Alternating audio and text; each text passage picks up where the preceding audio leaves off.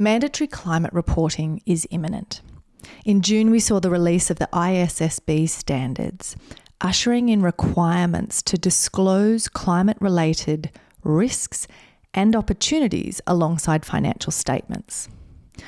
What is fascinating when we think about this from the perspective of business leaders like you and I is that we are seeing legal and regulatory changes that are going to mean company directors will be held liable for environmental, social, and governance considerations, otherwise referred to as ESG.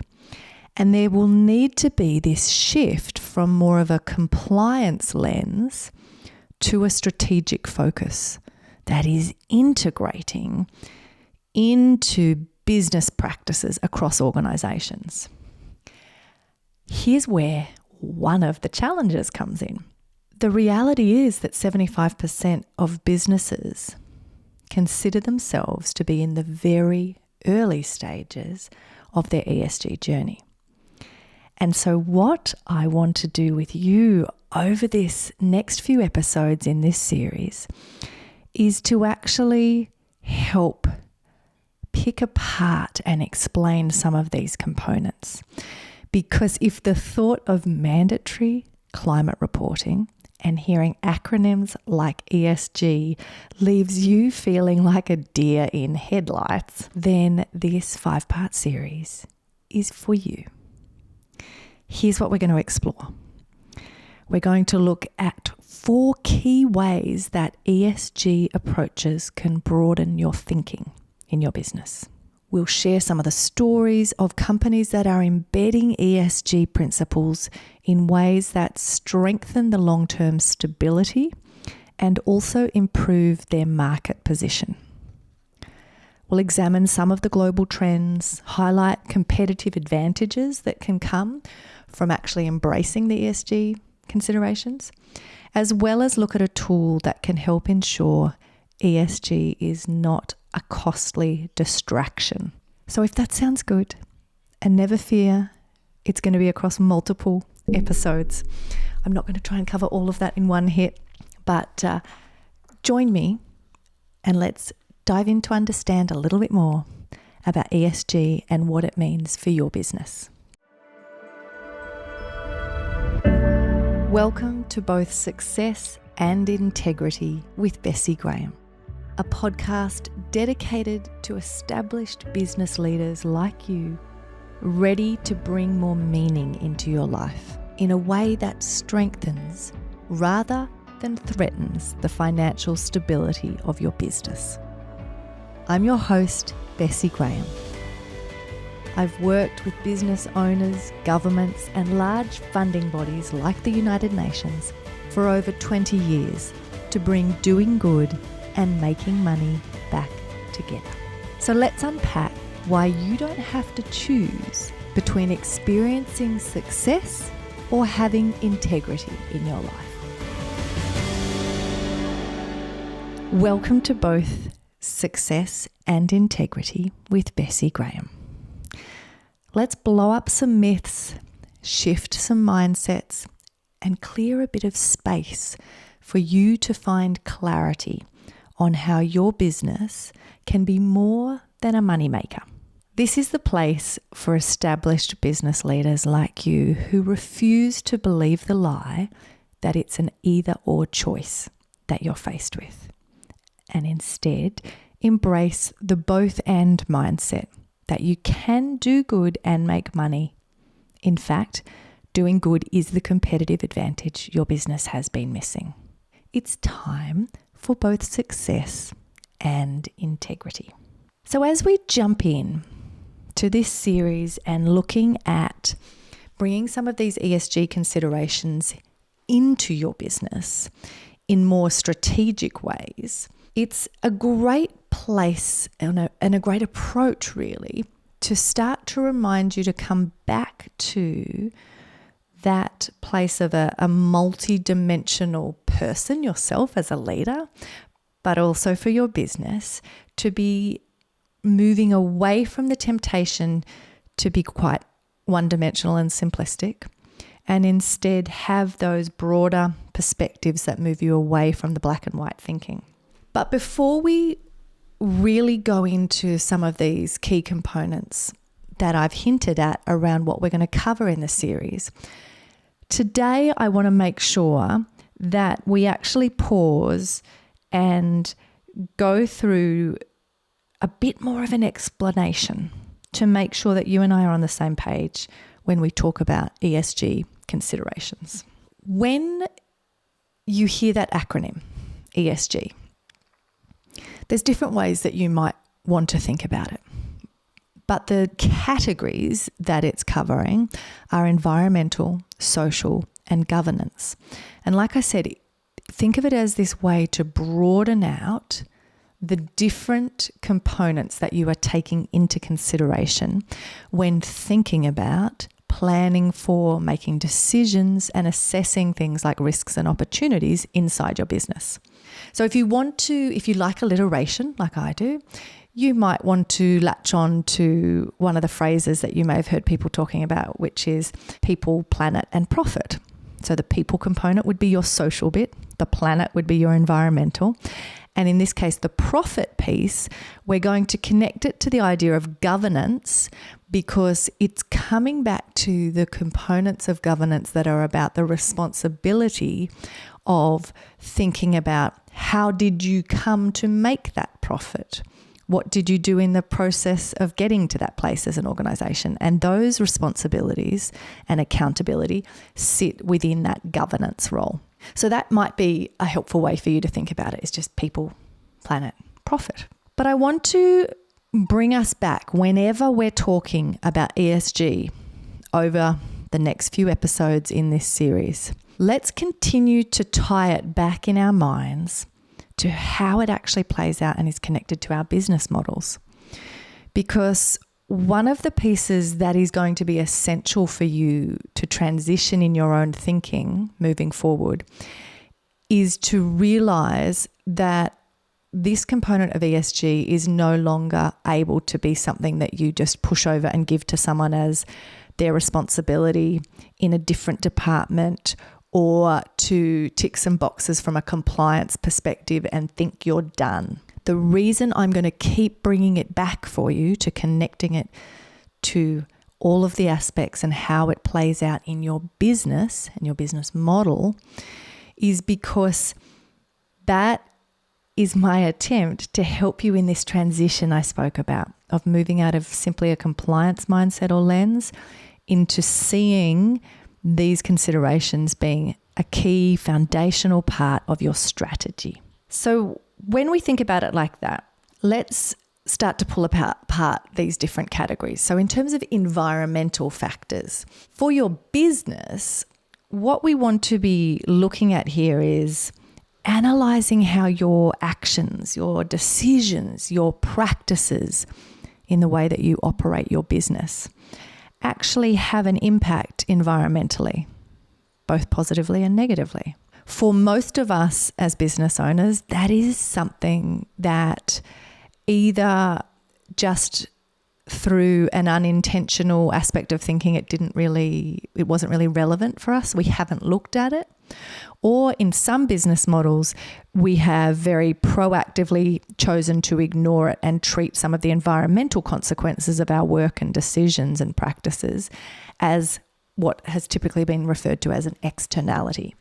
So if we, for example, run a production type focused business model, traditionally, particularly in the last few decades, those business models have focused so heavily on cost reductions and streamlining and efficiency that they have seen it as a given that you would, of course, produce or outsource to whatever the cheapest geographical location may be, or to wherever it was that you could get the cheapest labour or cheapest parts, materials, etc. And so the prioritization there around cost being the biggest driver and being comfortable with just creating externalities that you didn't even think about or take responsibility for has been embedded in the practice for most organisations for a significant period of time now. When we look at environmental factors in terms of our considerations with ESG, we're starting to shift that dial and to say we are no longer going to treat as externalities things that are directly connected to how we actually operate our business. So those pieces we might look at, I'm going to give some examples that are quite broad so that even if you don't have a production focus, you're not physically making something, they'll still be relevant for your business. We might look at things like the waste you produce, even if that's simply from your office and the way you may recycle, or how much rubbish you're producing, whether you're able to keep food waste separately and to compost that. What does that look like? So it can be as granular or as big scale depending on your organisation. So looking at things like that, waste, the energy you use, are there components of that could be shifted over to renewable energy? You'll look at things like carbon emissions. For many organisations, you might be looking at things like the company cars, or how often you travel, or how you travel when that's necessary, as well as things as simple as water usage, which again, depending on your business, may be quite small or quite large. So you'll see when we pull apart that first category of environmental factors, the angle that you take or the things you look at that may be material that you are having an impact on, either positively or negatively, levers you can pull, will be different for each organisation. But we will all have aspects that we can start to take more conscious decisions around. The social factors, if we look at that category next. When we move into this, one of the pieces that ESG is encouraging you to do is to have a broader sense of stakeholders. When we have more of that one-dimensional view, more of the black and white approach to business, and we simply focus on shareholder value maximization or profit maximization, then we are typically making a bunch of these decisions only taking into account how it benefits those that directly own that company or make money from the profits generated by the company.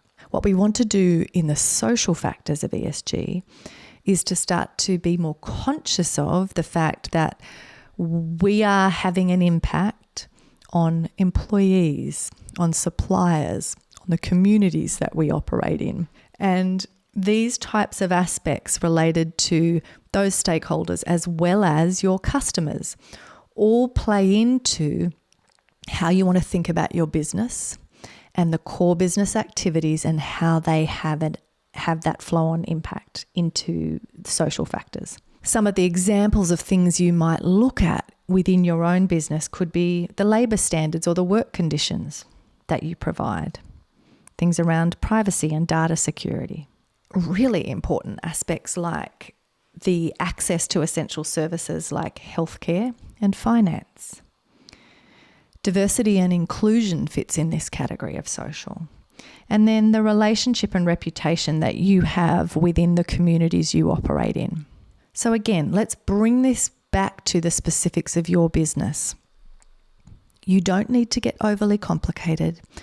Your factors that you start to take into consideration in your strategy may not look the same. In fact, they probably won't, as a huge listed company, for example. I'm not asking you to compare yourself to someone else or their reporting or the factors they take into consideration, but I am asking you to sit with each of the categories and pull it back to the practicalities of your business and see what are the components that might play out for us related to these different areas. Governance. I'm going to talk you through some of the factors related to governance now. From a governance perspective, we're starting to look at all of the internal aspects related to systems and controls. Areas like the gender pay gap fit here. Representation and structure of your board and the leadership teams. Corruption and compliance, and how we actually ensure that we are sitting within appropriate boundaries related to compliance, legal regulations, etc., for where it is we operate as a business. This area of governance is a really critical one, and it's where you as a business leader can house that responsibility for the shift that we're talking about. When we think about the incoming mandatory climate reporting components that are coming in initially for large businesses, but that will absolutely flow down into smaller businesses, and the expectations on how we actually can answer for and account for our impacts and the risks that are upon us as an organisation. This governance category, the third one of ESG, is really critical because it is how you start to make that strategic shift. I want to talk about some of the aspects that can be helpful when you sit in this space of governance and approaching the strategy of ESG considerations. One of the pieces that is going to be incredibly important is to think about how this can help you shift the time horizons, what you actually take into consideration as you work through looking at these aspects of ESG. What a new approach to time horizons allows you to do is to prepare for and weather the inevitable cycles that are going to be coming at you as an organisation, and then position yourself for long-term value creation rather than where we have currently embedded business, which is getting trapped in these very volatile returns around creating value in short-term focused time horizons, and then putting ourselves as an organisation, as a leader, as a business owner, into the position where we are fighting against really big swings and trying to have some level of stability and consistency within that environment that is just incredibly difficult to operate and achieve. So the shifting to a different sense of time horizons and starting to use ESG considerations to help you at the level of ownership, governance, the leadership team, whatever that looks like within your organisation, to zoom out and be more tuned into the environment that you operate in and look at all of the pieces that are actually playing into how your business can operate and the results you're able to achieve. When you do that and you bring in the aspect around timeframes, what it helps you to do and the way that it sets you up for that longer term value is that where previously you may have, for example, had very short windows you were looking at where you said, yep, this strategy plays out really well. We can price in this way. This is where the demand is sitting with the market, and this is what it's costing in the back end in terms of to be able to produce these components within our business. When you only look in the short term, what you rob yourself of is the ability to prepare for, mitigate risk, jump at opportunities, and position yourself for that long-term success. Because many of the pieces that fit in those categories I just ran you through when I talked about environmental factors, social factors, and governance factors will absolutely play into whether you're able to generate the kinds of results, the kinds of returns, the type of outcomes for clients, growth, etc., over the long term. And if you're not looking at those things and being honest with yourself about how they actually relate to your business, how they impact you positively or negatively, then you will not have built an organisation that's actually robust and able to deal with those things. And this is the piece I just want to sit with when I talk about ESG from that perspective of broadening your thinking, so related to the time horizons, which is that first piece of of broadening your thinking that we're tapping into in this week's episode. But it also taps into one of the competitive advantages which we're speaking about today, which is that if we do this well, then it actually increases our compliance and regulatory readiness. What I mean by that is not just simply in that tick a box exercise space that I talked about at the beginning of, okay, how do we just do compliance to just get ourselves through what is being demanded of us externally. When I talk about it as an actual competitive advantage to have this compliance and regulatory readiness, from that governance perspective, if you as the leader are able to start to come at something like ESG considerations from the perspective of strategy, not a ticker box exercise, you are so far ahead of everyone else. And your ability to actually breeze through any requirements that come at you, whether that's around these mandatory requirements on reporting or different pieces, instead of you trying to play catch up and quickly find that data or change something in your supply chain or have to review whole components related to the pay and conditions of your workers, instead of being reactive to that and being forced into the categorization and the data that external people are asking from you, you will have already done the thinking and been able to really come at this from the perspective of knowing how these considerations affect your business and the operation of your business. And what that allows you to do is to figure out how to prioritize, how to genuinely see which of these aspects have material risk or opportunity for the business, to then drive the level of detail you go to or who you provide that information to. Because an approach to ESG and any of these mandatory external demands that are going to be coming at you, that only does the ticker box piece and only engages because you have to, that approach misses the opportunity here. It completely robs you of tapping into any of the competitive advantages that you could otherwise achieve. And so I really want to labor this point. I really want you to focus as you begin to try to make the shift from compliance to strategy with an ESG approach or considerations. I want you to keep coming back to this piece of saying, I'm not just doing it because of those external demands and then just shoving it in a drawer and ignoring it. I am proactively, from a governance perspective, going to drill into and understand our current status. Where do we sit as an organisation? Where do we have gaps?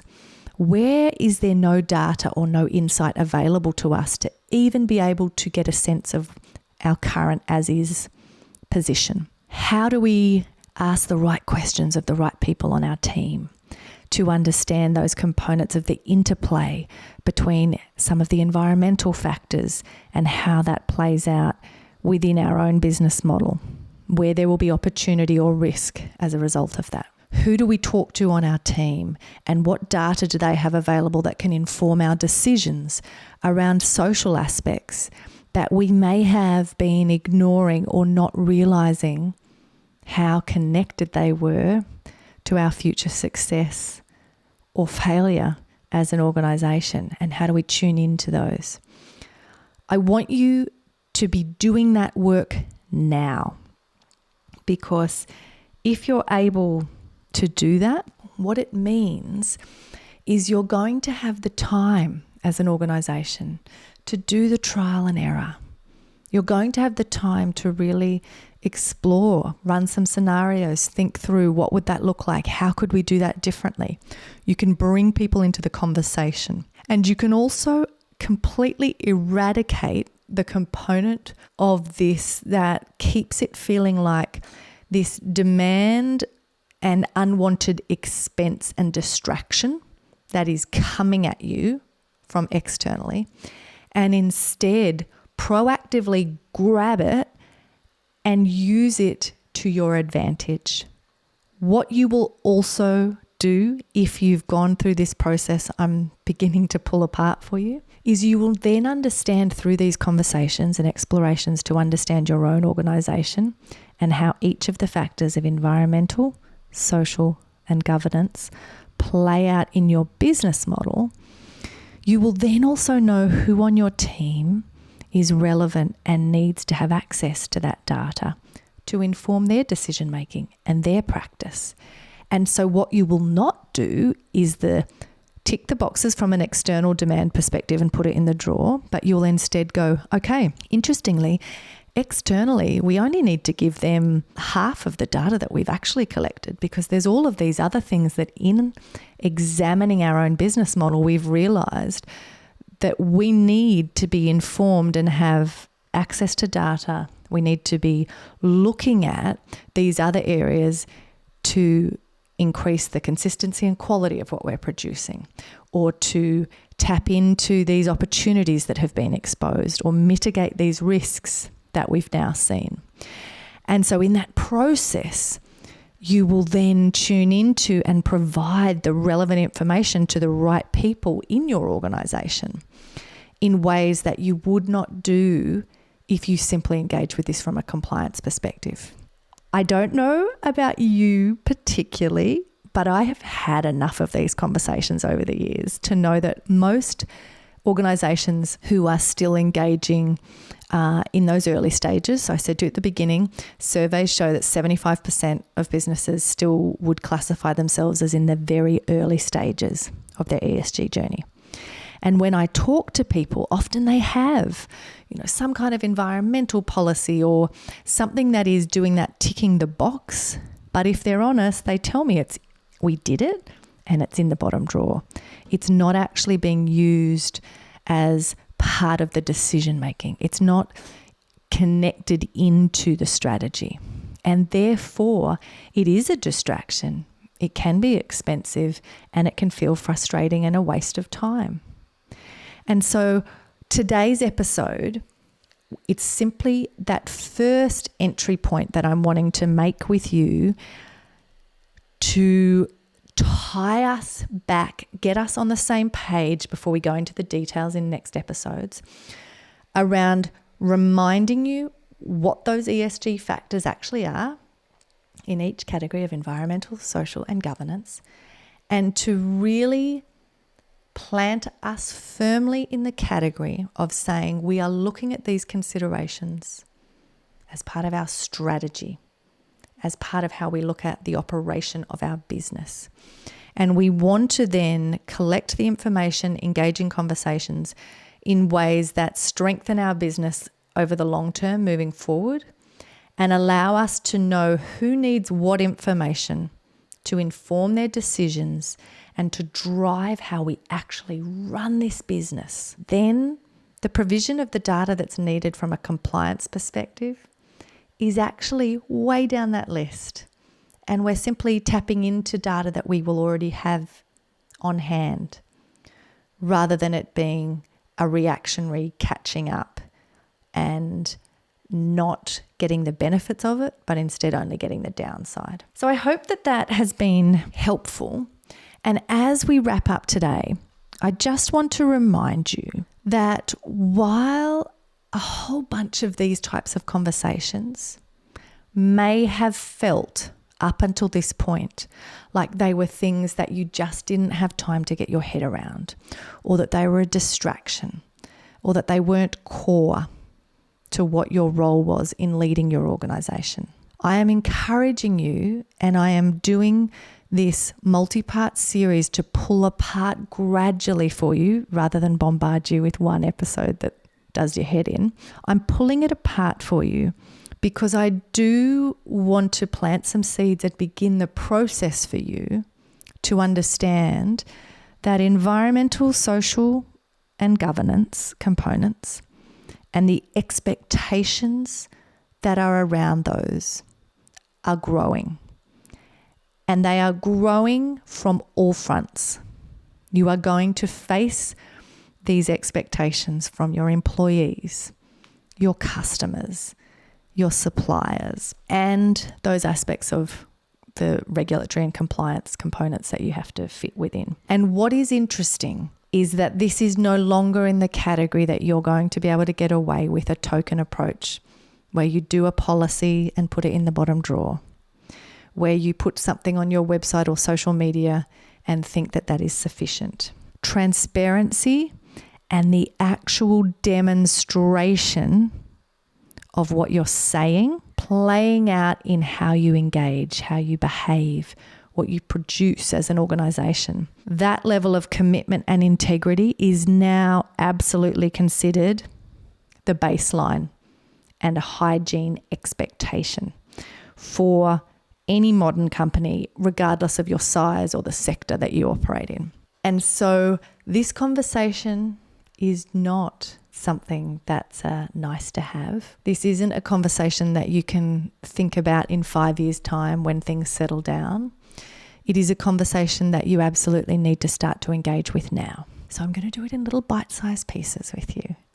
But I hope that over these next few episodes, you sit with me and just gradually chip away at connecting these dots back into your business and the practicalities of how they might play out for you.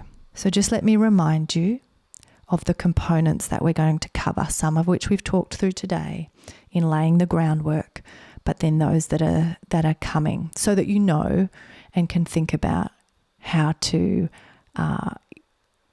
pull apart and maybe put some of this just front of mind over the next week as you go about your everyday and think about these aspects related to your business. So we're going to be looking at 4 key ways that ESG approaches can broaden your thinking.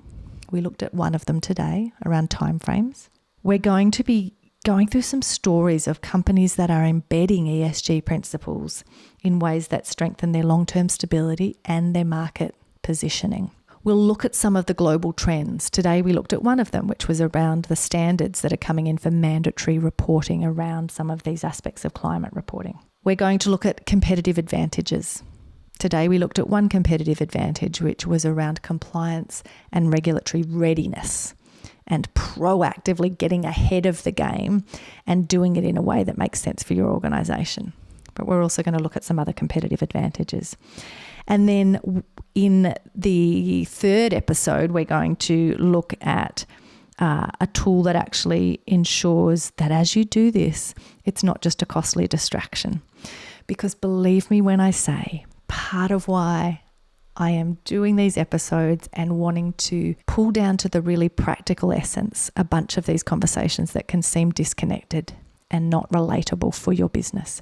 I'm doing that work with you because I want to answer those questions that put you off, like the aspect of, is this just a distraction and an expensive exercise that actually doesn't help us as an organisation? So we will together in this series pull apart all of those components and make sure we answer the critical burning questions that you have. I do want to encourage you, if there are components related to ESG considerations that are burning questions for you that you want me to dive into, please message me or comment wherever it is you're listening or watching to the episode and share those questions with me, challenges that you have or things you don't understand. And I would love to be able to weave them into this series and talk to them as we go through. But I hope that's been helpful. And I would encourage you again, if you haven't listened to some of the episodes around business modeling, to do that. Or if you want to learn some more about the components that drill this in and connect it back to the core elements of how it plays out for your business and building a robust, solid business model that allows you to do good and make money, then get in contact with me or comment business model, and I can send you information on our business model workshop where you will learn the practical skills of connecting the dots and bringing this type of thinking into your core business, into your business model itself in a way that strengthens not threatens the financial stability of your organisation, in a way that allows you to build a business model where when you win, it's because you're delivering more value and more positive impact in the world. It's not because you are taking advantage of or creating externalities and negative impacts on the environment. If you want some help to begin to think about that in more powerful, practical ways, business model. Send me that little phrase in the comments or in a message, and I will connect you up for the next business model workshop. I hope that you take some of these seeds that we've planted and you begin to make that shift in your own mind, not seeing this as a distraction, not seeing it as simply a ticker box exercise, but getting ahead of it to figure out how can you use this as a competitive advantage? How do you use this to spot opportunities? How do you use this to actually anticipate and mitigate risk? And you can do that, like I said today, by shifting that time frame and by particularly taking that governance piece seriously and making this about strategy, not compliance. I'll see you next week for the second part of this series, looking into ESG, how we make it relevant for our businesses, and how we get ahead of any fears that we might have about the aspects of mandatory climate reporting that are imminent and coming at us as business owners.